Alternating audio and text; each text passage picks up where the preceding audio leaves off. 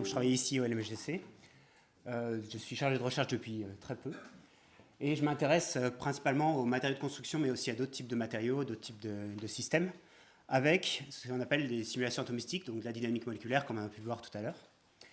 Et aujourd'hui, je vais parler donc de béton et de ciment principalement. Alors pourquoi ? Parce que le béton, le ciment surtout, c'est le matériau qui est le plus utilisé par l'être humain chaque jour. On produit à peu près 10 millions de tonnes de ciment par jour. Et je ne sais pas si vous le savez, mais pour produire une tonne de ciment, il faut à peu près une tonne de CO2 qui est dégagée et relâchée dans l'atmosphère. En tout cas, produite par ces réactions chimiques qui ont lieu dans les fours qui sont utilisés pour faire du ciment. Donc c'est quand même un gros problème. Et l'industrie cimentière, elle est en fait responsable d'à peu près 7 à 8% des émissions de CO2 par l'être humain. Donc on voit ici la courbe d'évolution de la production de CO2 à cause du ciment au cours des ans, et ce n'est pas en train de baisser.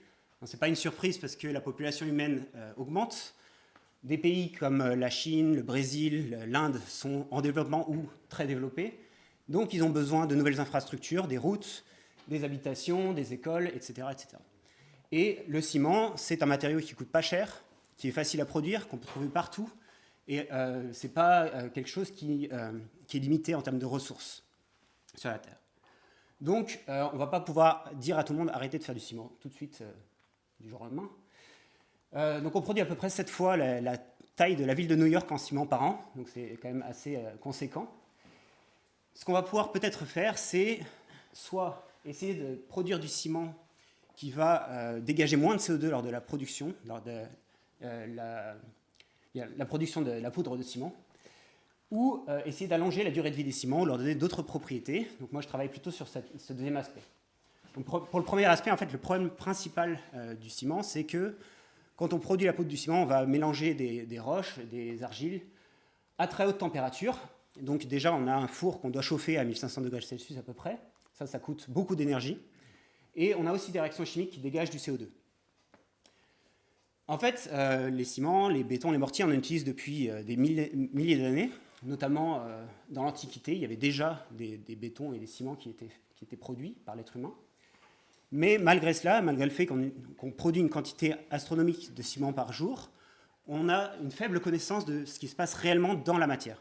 Parce que ce sont des matériaux qui sont vraiment complexes, avec beaucoup de phases différentes, et qui dépendent de là où ils sont produits, du type de roches qui sont utilisées. Donc j'en veux pour preuve du fait qu'on utilise du ciment depuis longtemps, par exemple le Panthéon romain.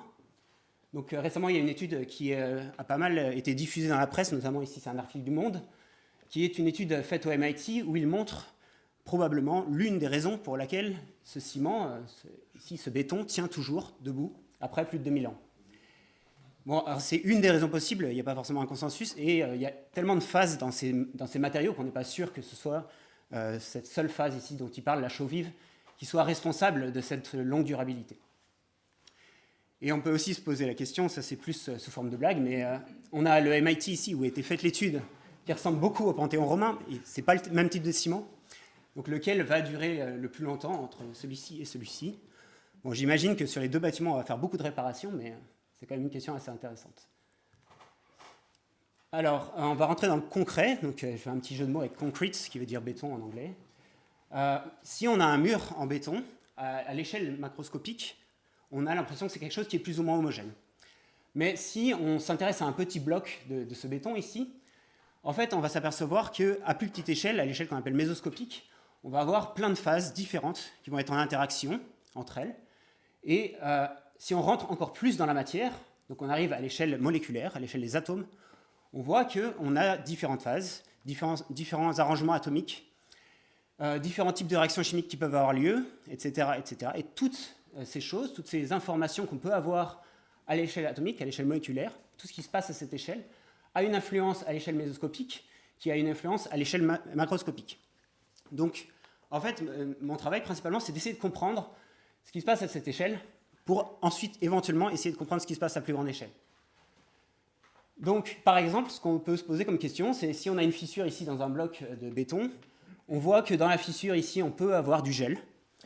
Est-ce que ce gel est la cause de la fissure ou est-ce que c'est la fissure qui est la cause de la formation du gel? Comment se forme ce gel? Sous quelles conditions chimiques? Est-ce qu'on peut l'empêcher? Etc., etc.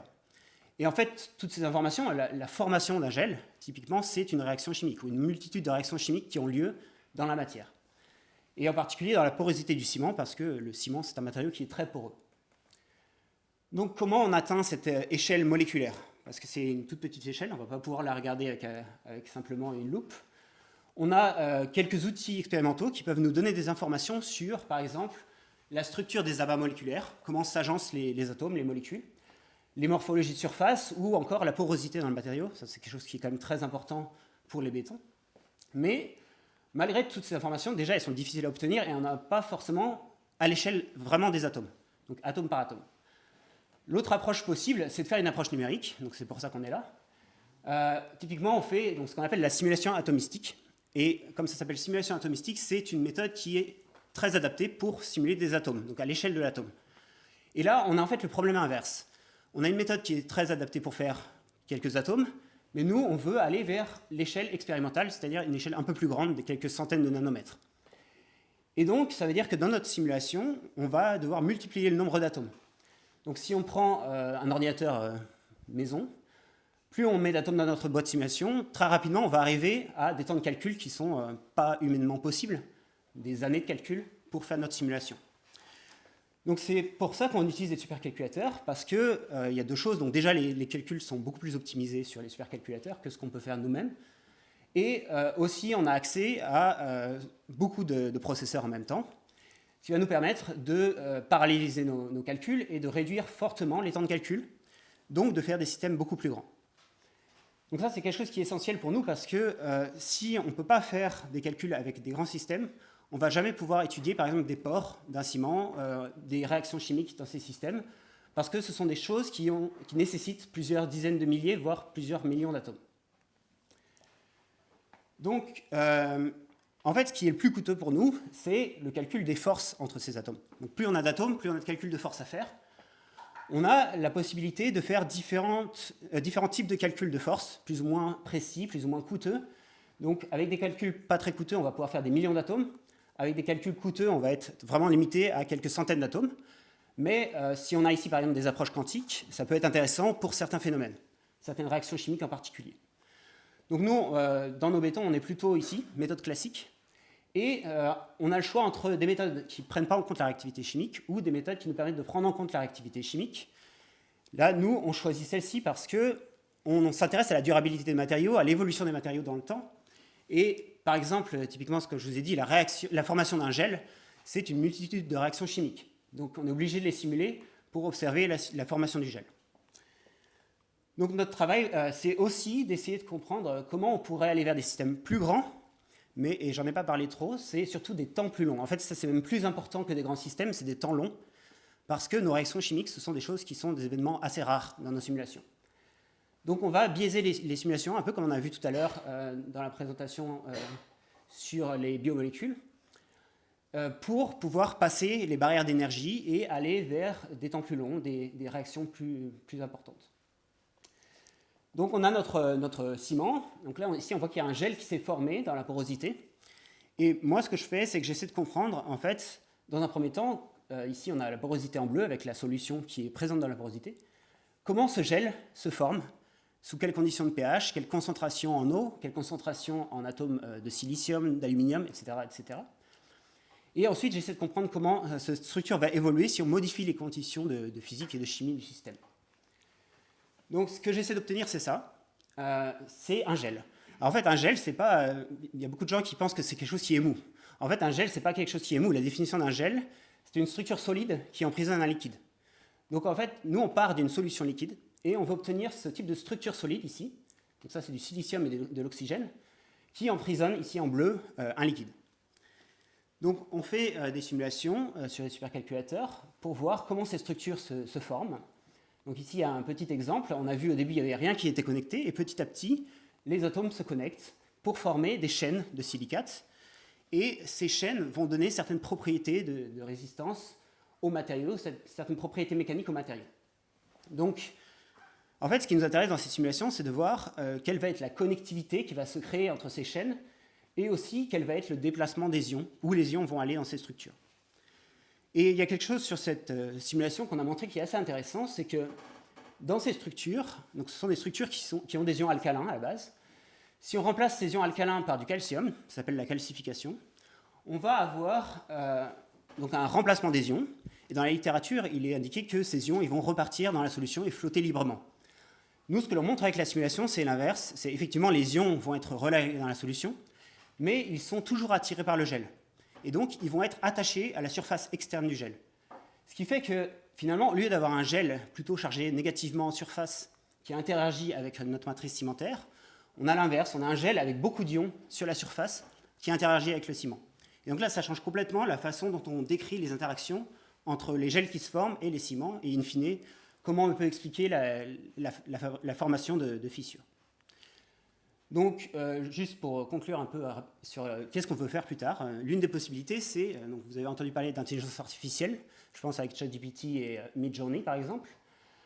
En fait, ça fait plusieurs années qu'il y a des moyens qui sont développés via du machine learning pour calculer plus rapidement et plus précisément possible les forces d'interaction entre les atomes. Donc ça, c'est typiquement ce qui nous coûte le plus dans la dynamique moléculaire. Et moi, ce que j'aimerais bien faire, c'est pas forcément calculer les interactions entre les atomes, mais plutôt des interactions entre amas d'atomes, donc sous forme de coarse graining, comme on a vu tout à l'heure, pour essayer de prédire, donc, à partir du réseau de neurones, machine learning, les forces et les énergies qui gouvernent un système de très grande taille, pour ensuite étudier, par exemple, la formation du ciment à plus grande échelle, les propriétés de géopolymères ou d'argile. Et pour ça, typiquement, on va avoir besoin de nouveaux types de ressources, en particulier donc les ressources GPU, qui sont disponibles dans les centres de calcul, et donc qui sont de plus en plus disponibles d'ailleurs. Donc aujourd'hui, on a beaucoup utilisé Oxygène. Bon, on n'est pas les plus gros demandeurs par rapport à ce que j'ai vu dans les d'autres présentations. Mais donc on utilisait Oxygène principalement. Donc bientôt on va utiliser Adastra. On a aussi au Mésencentre Languedoc-Roussillon, on loue des nœuds en permanence. Donc ça nous permet pour les étudiants qui arrivent dans le groupe ou même pour nous, pour faire certains tests, d'avoir des simulations qui tournent rapidement. Et on utilise aussi le TGCC, donc le très grand centre du CEA, pour faire nos calculs. Donc finalement, nous, on a l'intention d'utiliser Adastra, mais pas pour aller vers les étoiles. On a plutôt l'intention d'aller au plus petit, vers les atomes. Mais bon, je pense que vous avez compris que si on veut faire des simulations à l'échelle atomique, on a besoin de supercalculateurs et de machines de très grande capacité. Donc voilà, si vous avez quelques questions.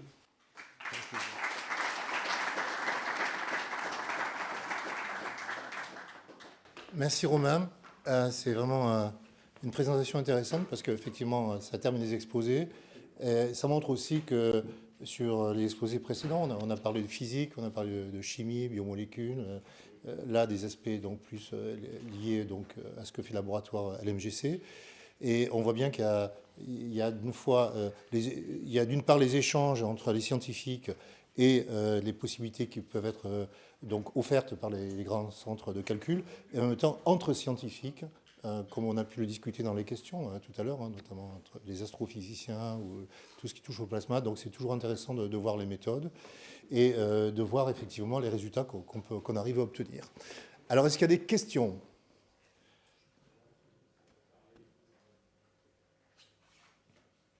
Pas de questions parce que... Non, moi j'ai une question, mais j'ai Alors, moi s'il y a des questions, vas-y. Ça m'intéressait beaucoup l'aspect aussi évolution temporelle de ces systèmes. Tu n'as pas trop parlé en fait, mais je pense que c'est aussi un problème, c'est-à-dire être capable de donner une image de l'évolution à long terme en fait de ces matériaux. Qu'est-ce qu'on peut faire ? Effectivement, pour nous, c'est peut-être plus important que les grands systèmes, c'est l'évolution temporelle. Et en fait, par ça, on entend le fait de voir des réactions chimiques, puisque en gros... une réaction chimique, plus sa barrière d'énergie est élevée, plus elle est longue à apparaître, plus elle est rare. Donc nous, quand on dit qu'on va sur des temps longs, on veut dire qu'on fait plein de réactions chimiques dans le système. Et donc dans la simulation que je vous montrais tout à l'heure, celle-ci, il y a plusieurs centaines de milliers de réactions chimiques, de formation et de dissociation de liaison. Ça représente en fait un temps de vie de combien Là, c'est la formation, c'est quelques minutes. Quelques minutes. Ouais. Mais c'est déjà bien. Parce que... Je pense qu'un challenge, ce serait de prédire quelle est la propriété d'un matériel sur une année ou plus, non ? Avec des conditions climatiques qui varient, par exemple. On essaie. On essaie. Mais en fait, c'est par exemple les conditions climatiques. Par exemple, je sais pas, on a un béton qui est dans l'eau de mer.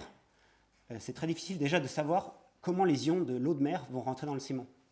Donc à l'échelle atomique, combien d'ions sont dans le ciment véritablement, c'est pas évident. Donc on a beaucoup de questions entre les différentes échelles en fait. D'accord, merci. Merci. Oui. pardon, Deux questions, deux micros. Pas en même temps. Ok, merci, super présentation. Tu parles de modèle coarse grain en fait, enfin à plus grande échelle en fait. C'est compatible avec la réactivité chimique en fait? C'est plus compliqué, mais on peut faire des coarse graining où quand les grains se touchent, on peut considérer qu'il y a une probabilité de réaction chimique. Ça, c'est une possibilité. Mais nous, je pense qu'on va rester sur l'aspect gros grains et comment ils interagissent entre eux pour ces problématiques-là. Pour générer des modèles, par exemple, pour être affinés après plus précisément, on va dire. Par contre, ce qui nous intéresse, c'est la chimie du système dans le sens où, en fonction de la quantité d'ions en surface ou du type d'ion, on ne va pas du tout avoir les mêmes types d'interactions. Et ça, on aimerait bien pouvoir le mettre dans les modèles à plus grande échelle. Voilà. Merci. Moi aussi, merci pour la présentation, très intéressant. Tu as parlé de moyens de réduire l'empreinte CO2 pour la production, et là tu as plus parlé du vieillissement. C'est quoi? Avoir des méthodes catalytiques pour avoir la réaction à température moindre, enfin... Oui, alors moi je travaille principalement sur les problèmes de durabilité, c'est pour ça que j'en ai parlé, mais en fait il y a plusieurs chimies possibles pour les ciments, et en fonction du type de chimie, on peut utiliser par exemple des fours à moins haute température pour faire d'autres types de ciments. L'un des problèmes, c'est qu'ils sont moins réactifs, donc il va falloir les activer. Donc il y a différentes problématiques comme ça. Et après, en fait, il y a plein de problématiques entre avoir un ciment suffisamment façonnable pour pouvoir couler un mur de béton, mais qui ait des bonnes propriétés de résistance aussi, etc. etc. Donc il y a vraiment plein de problématiques de cimentier. Bon. Moi, j'essaie à ma petite échelle de comprendre certains aspects. Ce sera pour un prochain branchage. Peut-être. Ah oui, oui. Oui. Je ne parle pas très bien français, c'est pour ça je vais le demander en anglais. The machine learning approaches, what are they based off? Are they based off experimental data or simulation data? Or? I plan to make them on simulation data. So the idea is to... So they don't exist yet? No. But of course, the idea in fine is to find experimental data, like to recoup with the experimental data from the simulations. But we cannot have this kind of information from the experiments, I think. It's too small, the scale.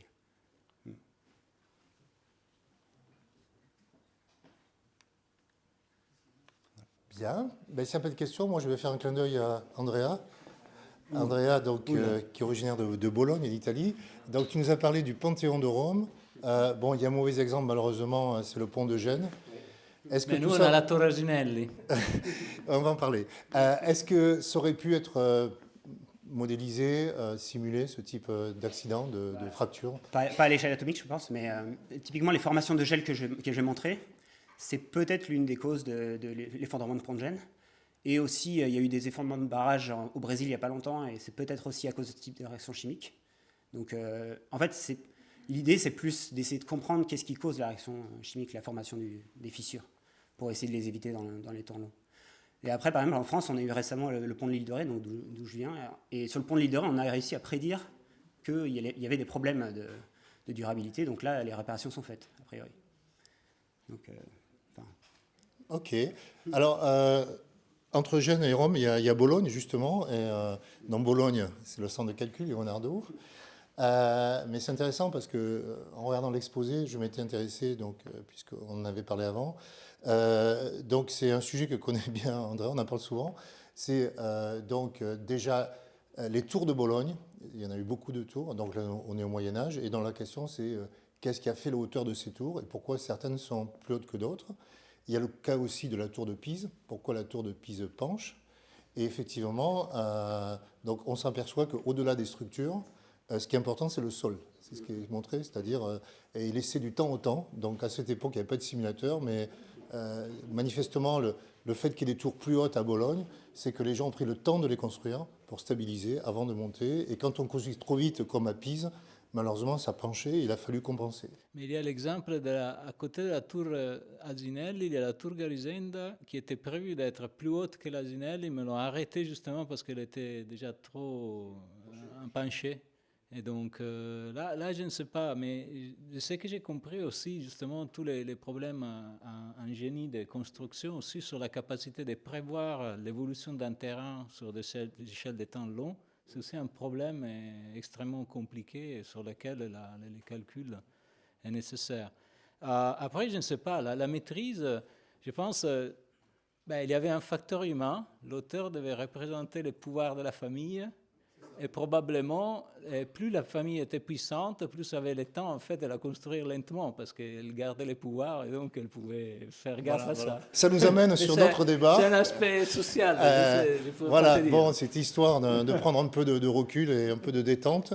Je vais appeler Philippe, l'avocat, Anne aussi, puisqu'on a co-organisé ce colloque. Et je voudrais d'abord remercier tous les participants, parce que l'exercice n'est pas simple. C'était essayer d'illustrer pour des non-spécialistes du domaine, donc les grands enjeux. Et je trouve que ça a été extrêmement enrichissant. En tout cas, moi, j'ai appris beaucoup de choses et je voudrais remercier tous les intervenants. Philippe.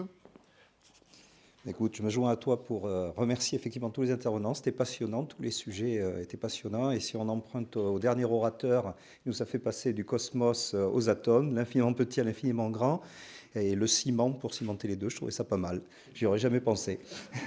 La tête dans les étoiles et les pieds sur terre. Anne. Non, effectivement, remercier tout le monde et les orateurs particulièrement, voir cette belle science et ses résultats. En fait, c'est l'énergie dont on a besoin au quotidien, nous, dans les équipes, après, derrière, à l'ISDM. Il y a beaucoup de monde qui travaille pour que derrière ce soit possible. Et c'est l'énergie qui nous est donnée grâce à ces résultats-là. On va la retransmettre dans ce qui se voit moins, dans notre travail derrière, côté admin système, etc. Et ce qu'on fera, donc je le dis aux orateurs, c'est que évidemment on va mettre un accès donc pour avoir les diapositives, et je vous demanderai de faire un petit résumé d'une demi-page, donc simplement pour marquer et permettre d'avoir une traçabilité de ces travaux. Et donc j'ai compris aussi qu'il fallait parfois donc au niveau des challenges rajouter un peu de temps. J'ai compris. Donc il y a des bonus qui ont été demandés. Mais bon, voilà, sachez qu'on est à votre écoute. Et en tout cas, merci pour votre participation depuis ce matin. Merci à toutes les équipes qui ont contribué à cette belle journée qui, je pense, sera un point dans l'histoire de la route des scales. Voilà. Donc merci encore à toutes et à tous.